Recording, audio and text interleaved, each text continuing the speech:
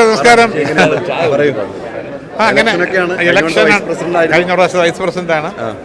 അപ്പോൾ ഇപ്രാവശ്യം ഞാൻ നിൽക്കുന്നില്ല. എന്നറിയാം, പുതിയ തലമുറ വരട്ടെ, അവരും ഇതൊക്കെ ഒന്ന് അറിയട്ടെ. അമ്മയില്ല അതിനകത്തുള്ള ബുദ്ധിമുട്ട് കഷ്ടപ്പാടുണ്ടെന്ന് അറിയണം. എല്ലാ കാര്യങ്ങളും സ്മൂത്തെന്ന് വിചാരിക്കുന്നതല്ലേ. ഇതിൻ്റെ പുറകിൽ ബാബുവൊക്കെ കിടന്ന് പാടുന്ന പാടുണ്ടല്ലോ. നമ്മുടെ ഒരു ഗ്രൂപ്പ് ഇതിൻ്റെ വീട്ടിലുണ്ടായിരുന്നു.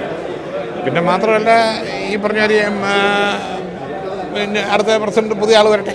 അതാണ്, ബാബു മാറുന്നല്ലോ, നന്നായിരിക്കും.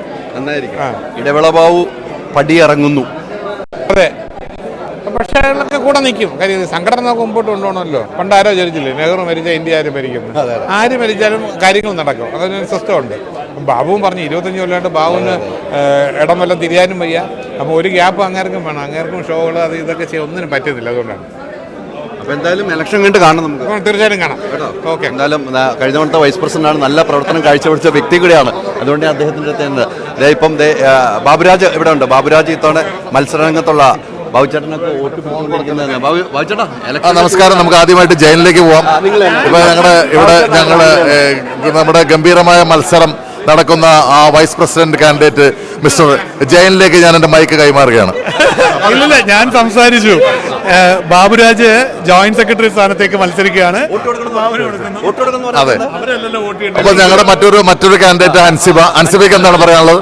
ആദ്യമായിട്ടാണ് മത്സരിക്കുന്നത് എക്സിക്യൂട്ടീവ് കമ്മിറ്റിയിലേക്ക്. അതിൻ്റെതായിട്ടുള്ള ഒരു സന്തോഷമുണ്ട്. പിന്നെ ഇത്ര വലിയ ഒരു പൊസിഷനിലേക്ക് മത്സരിക്കാൻ പറ്റുക എന്നുള്ളതൊരു വലിയ ഭാഗ്യമാണ്. എല്ലാവരും വോട്ട് ചെയ്യും എന്നുള്ളൊരു എക്സ്പെക്ടേഷനിലാണ്. അടുത്തായി ഞാൻ അനൂപ് ചന്ദ്രനെ പരിചയപ്പെടുത്താം. അനൂപ് ചന്ദ്രനും ഞങ്ങൾ രണ്ടുപേരുമാണ് ഇതിനകത്ത്. എന്താ, ഇതാണ് ഞങ്ങളുടെ ഒരു അതിന്റെ ഒരു ഇത് മത്സരിക്കുന്നത്. പക്ഷെ ഞങ്ങൾ 1 മണി കഴിഞ്ഞാൽ ജോയിന്റ് സെക്രട്ടറി സ്ഥാനത്തേക്ക് മത്സരിക്കാൻ രണ്ടുപേരും സെക്രട്ടറിക്ക് ജനറൽ സെക്രട്ടറിക്കും വരാം. അപ്പോ 1 മണി വരെയാണ് ഞങ്ങളുടെ ഈ കോമ്പറ്റീഷൻ നടക്കുന്നത്. അത് കഴിഞ്ഞാൽ നെക്സ്റ്റ് ജനറൽ സെക്രട്ടറിയാണ് ഈ നിൽക്കുന്നത്. അപ്പൊ എന്താണ് അതിനെ കുറിച്ച് പറയാനുള്ളത്? അത് ഇലക്ഷൻ കഴിഞ്ഞിട്ട് നമുക്ക് എല്ലാവർക്കും കൂടി എക്സിക്യൂട്ടീവ് കമ്മിറ്റി എല്ലാവരും കൂടി ചേർന്നാണ് അമ്മയുടെ മുന്നോട്ടുള്ള യാത്ര നമ്മൾ ഡിസ്കസ് ചെയ്യുക. അതിനുശേഷം എല്ലാവരും അറിയിക്കും. അപ്പൊ വീണ്ടും ഞാൻ മൈക്ക് അലിയിലേക്ക് കൈമാറുകയാണ്. നമ്മുടെ മുൻ വൈസ് പ്രസിഡന്റ് എവിടെയുണ്ട്? അദ്ദേഹത്തിന് ഇതിനെ കുറിച്ച് എന്താണ് പറയാനുള്ളത് നമുക്ക് നോക്കാം. ഇതിനെക്കുറിച്ച് പറയാം. ഇതൊരു മൈക്കാണ്, ഇങ്ങോട്ട് കൊണ്ട് തന്നതല്ലേ. അതായത് ഞാൻ പറഞ്ഞേ, ഭാരവാഹി ആണെങ്കിൽ ഇല്ലെങ്കിൽ നമ്മളൊക്കെ എല്ലാം ചെയ്യും. ബാബു സുത്യർഹമായ സേവനമാണ് ചെയ്തത്. ഇപ്പൊ കഴിഞ്ഞ വർഷത്തെ ഷോകളൊക്കെ ചെയ്യുന്നതിന്റെ പുറകിൽ ഈ ശക്തിമാൻ ഉണ്ടായിരുന്നു, എല്ലാ കാര്യങ്ങളും. അപ്പൊ നമ്മുടെ സെക്രട്ടറി, അതെ, ജനറൽ സെക്രട്ടറിയിലേക്ക് എന്താ പറയുക,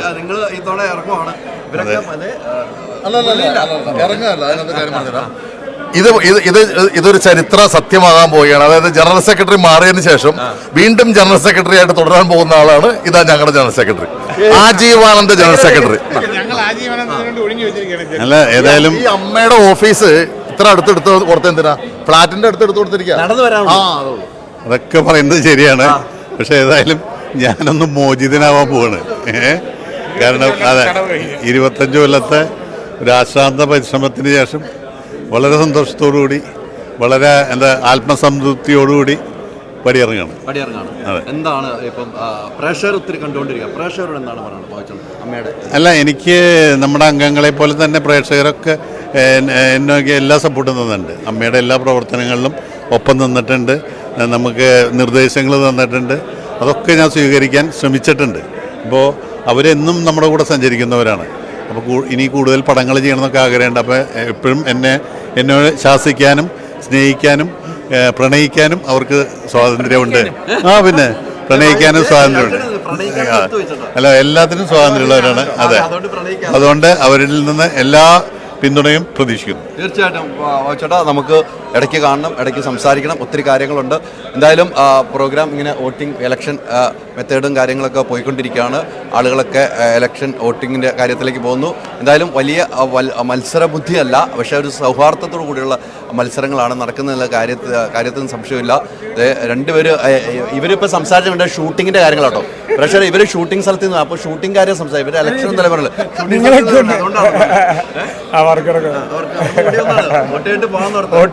വോട്ട് ചെയ്തിട്ടൊന്നും പോകാൻ പറ്റില്ല. ഇവിടെ എല്ലാം കണ്ടിട്ട് ആരാന്ന്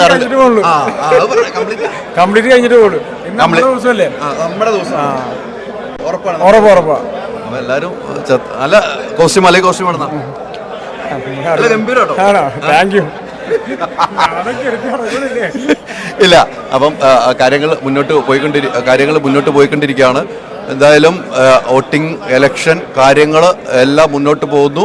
ഇതാണ് റോയലിൻ്റെ ടീ സ്റ്റാളാട്ടോ, റോയലിൻ്റെ ടീ സ്റ്റാളാണ്. ഇവിടെ നിന്നാണ് എല്ലാവരും നല്ല പല ടൈപ്പ് വെറൈറ്റി ടീ ഉണ്ട്. റോയലിൻ്റെ ആണ്, royal കാറ്ററിങ്ങിൻ്റെ tea സ്റ്റാളാണ്.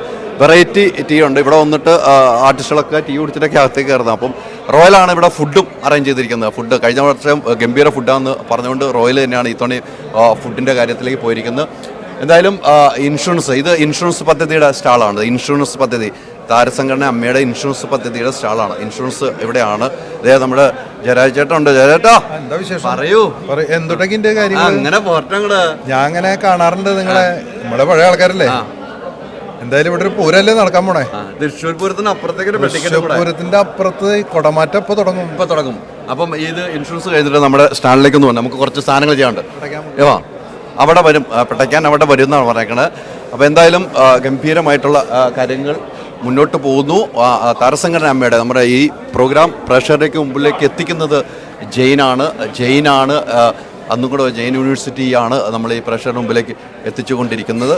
Jain school of film and media studies presents അമ്മയോടൊപ്പം movie world media, powered by myG future, India's #1 language academy, Neethu's academy.